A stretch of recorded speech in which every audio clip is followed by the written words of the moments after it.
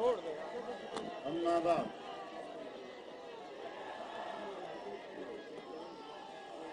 Stage पर मौजूद ADM के कायदीन, मेरे बुजुर्गों, जवानों, दोस्तों और बहनों,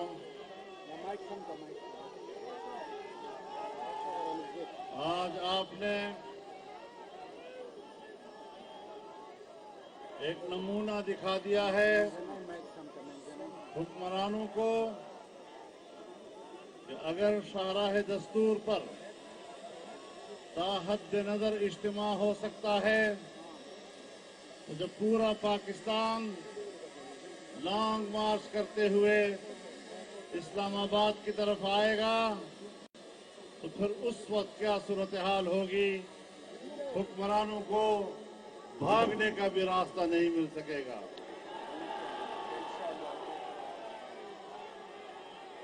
मेरे मोहतरम दोस्तों, हमने 8 अगस्त 2018 को इसी जगह पर मुजाहरा करके इंतखाबात 25 जुलाई 2018 के इलेक्शन को मुत्तफ़क़ा तौर पर मुस्तरद करने का ऐलान किया था और आज भी उसी मौक़िफ़ पर कायम है। न ये हुकूमत मुंतखब है और न ही इसको मुल्क पर हुकूमत करने का कोई हक हासिल है। लेकिन क्या किया जाए कि हमारे मुल्क की बेबस इलेक्शन कमीशन जो न तो मुनसिफाना इंतखाबात करा सकी और कुछ इदारों की और ताकतवर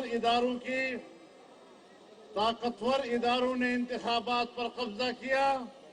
उन्होंने नताइज मुरत्तब किए और कौम पर एक डफली बजाने वाले को मुसल्लत कर दिया जिसके पास न हुकूमत चलाने की सलाहियत है,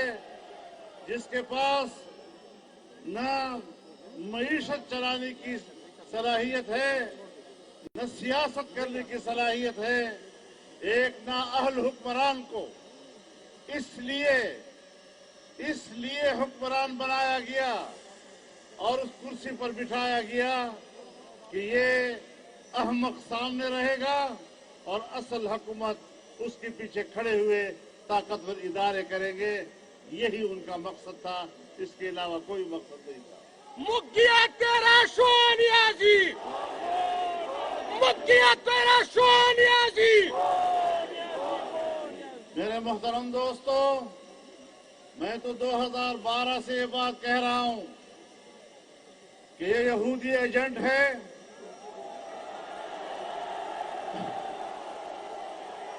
वहां से उसको सपोर्ट हासिल है